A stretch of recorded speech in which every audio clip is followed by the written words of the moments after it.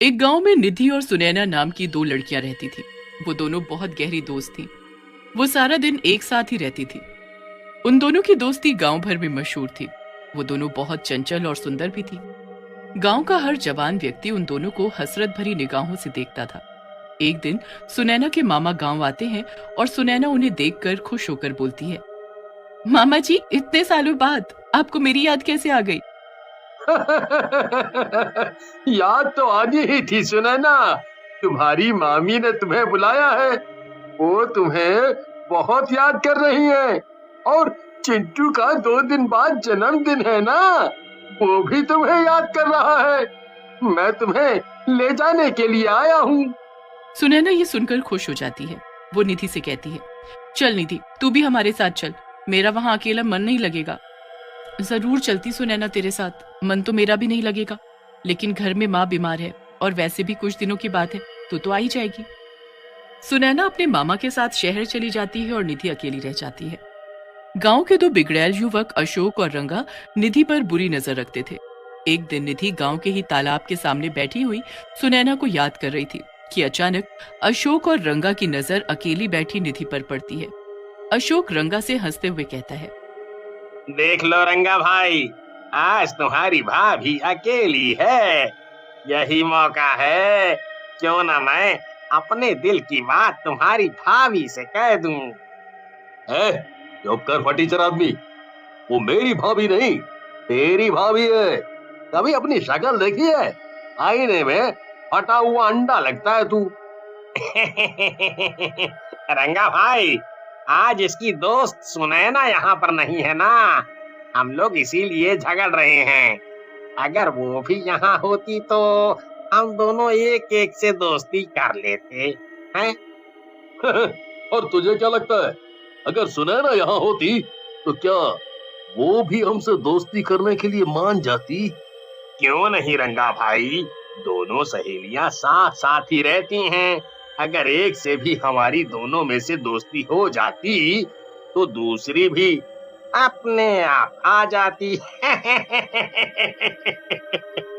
ये कहकर दोनों छिछोरी हंसी हंसने लगते हैं और दोनों दबे पांव निधि के पास जाकर खड़े हो जाते हैं। अचानक निधि की निगाह उन दोनों पर पड़ती है। निधि उनके इरादे भांप जाती है और वो गुस्से से उन दोनों की तरफ देखकर कहती है, तुम दोनों यहाँ क्या कर रहे हो? तुम यहाँ पर अकेली बैठी थी। हमने सोचा चलो तुम्हारा अकेलापन दूर कर दिया जाए। क्यों ना तुमसे दोस्ती कर ली जाए। अपनी बकवास बंद कर। मुझे ज्यादा परेशान करेगा ना तो मुखिया जी से शिकायत कर दूंगी। अभी परसों ही तो चप्पल और चिमटी से तुम दोनों गांव भर में पिटे हो, फिर भी अपनी छिछोरी हरकतों से बाज नहीं आते।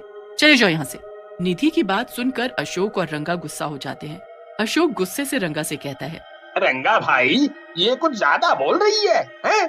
आज इसे अपनी भाभी बना कर ही छोड़ो। हाँ। रंगा निधि को पकड़ने के लिए बुरी नीयत से आगे बढ़ने लगता है। निधि ने उसके इरादे भांपकर जैसे ही भागने के लिए अपने कदम बढ़ाए कि उसका पैर किसी पत्थर से टकरा जाता है और उसकी वहीं मौत हो जाती है। ये क्या किया तुमने रंगा भाई? तुमने तो इसे मार दिया। अबे कैसी बात कर रहा है तू? ये तो बचने के लिए भागी थी। मैं तो बस इसे डराना चाह रहा था। मुझे क्या पता था ये मर जाएगी। अब ये सब बातें छोड़ो, एक काम जल्दी से करो। इसकी लाश तालाब में फेंक दो। कहीं गांव वालों की नजर इस पर पड़ गई तो हम दोनों के लेने के देने पड़ जाएंगे। सभी गांव वालों ने हमें इस तालाब की ओर आते हुए देखा है। हाँ। तुम सही कह रहे हो अशोक, हमें ऐसा ही करना चाहिए। इतना कहकर दोनों निधि की लाश तालाब के अंदर फेंक देते हैं। कुछ दिन बाद सुनैना गांव आती है, मगर वो निधि को मौजूद नहीं पाती। सुनैना निधि को हर जगह ढूंढती है, मगर निधि कहीं नहीं मिलती। सब गांव वाले उससे कहते हैं कि निधि कुछ दिनों से दिखाई ही नहीं दी। सुनैना निधि की माँ से भी पूछती है, माँ, क्या निधि गांव से कहीं बाहर गई हुई है क्या? मैंने हर जगह ढूंढा लेकिन वो मुझे कहीं नहीं मिली। नहीं बेटी, मैं खुद कुछ दिनों से परेशान हूँ। मुझे लगा था कि शायद वो शहर चली गई है, क्योंकि वो तेरे बगैर रह नहीं पाती थी ना। ठीक है माँ, मैं चलती हूँ, आप परेशान मत हो, आ जाएगी वो घर। उदास होकर सुनैना उसी तालाब के पास जाकर बैठ जाती है जहाँ पर निधि की मौत हुई थी। सुनैना वहाँ पर रो रो कर निधि को याद कर रही होती है। मेरी प्यारी सहेली निधि, तुम कहाँ चली गई? मैंने तुम्हें हर जगह ढूंढा लेकिन तुम कहीं नहीं मिल रही। आखिर कहाँ हो तुम? तुम्हारे बगैर मुझे बिल्कुल भी अच्छा नहीं लग रहा।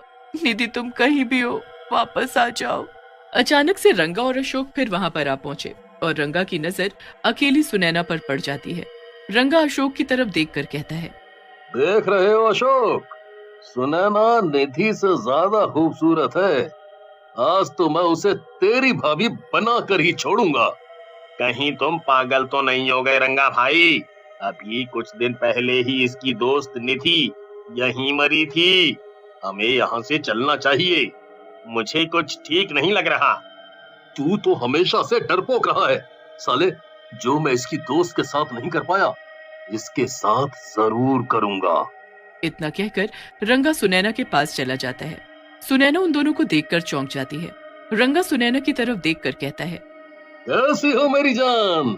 लगता है यहाँ पर बैठकर अपनी दोस्त को याद कर रही हो। कभी कभी हमें भी याद कर लिया कर जाने मन। रंगा ने ये बात कही ही थी कि अचानक चारों तरफ हवाएं चलने लगती हैं और तालाब के अंदर से अजीब अजीब सी डरावनी आवाजें आने लगती हैं। ये देखकर रंगा और अशोक बुरी तरह से घबरा जाते हैं और देखते ही देखते तालाब के अंदर से एक भयानक चुड़ैल निकलती है और रंगा और अशोक का गला पकड़ लेती है और उनकी तरफ गुस्से से कहती है, क्या बात है मेरे राजा, आज मुझे देखकर प्यार नहीं आ रहा? आज मुझे देखकर प्यार नहीं करोगे? चुड़ैल! अशोक भाई, ये कहां से आ गई? हाँ, मैं चुड़ैल हूँ।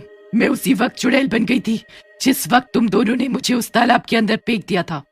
मैं कब से तुम दोनों का यहीं पर इंतजार कर रही थी। चाहती तो मैं गांव में आकर भी तुम दोनों को मार देती, लेकिन मैं तुम्हें इसी जगह पर मारना चाहती थी। अब तुम दोनों मेरे हाथ से नहीं बचोगे। रंगा और अशोक ने चुड़ैल से बहुत मिन्नतें की, लेकिन चुड़ैल ने उन दोनों का सर धड़ से अलग कर दिया। सुनैना ये सारी वारदात बहुत गौर से देख रही थी। उसने चुड़ैल से डरते डरते कहा, मुझे मत मारो चुड़ैल जी, यहाँ पर मेरी दोस्त अकेले अक्सर बैठ जाती थी। मैं उसी की याद में यहाँ पर बैठी हुई थी, मुझे जाने दो। चुड़ैल सुनैना के करीब आ गई और उसने सुनैना से कहा, कैसी हो मेरी प्यारी सुनैना? तुम जिसे याद कर रही हो वो मैं ही हूँ। सुनैना, कुछ दिन पहले मैं भी तुम्हें इसी तालाब के किनारे बैठकर याद कर रही थी और उस वक्त इन दो हरामजादों की वजह से मेरी मौत हो गई थी और मैं चुड़ैल बन गई थी।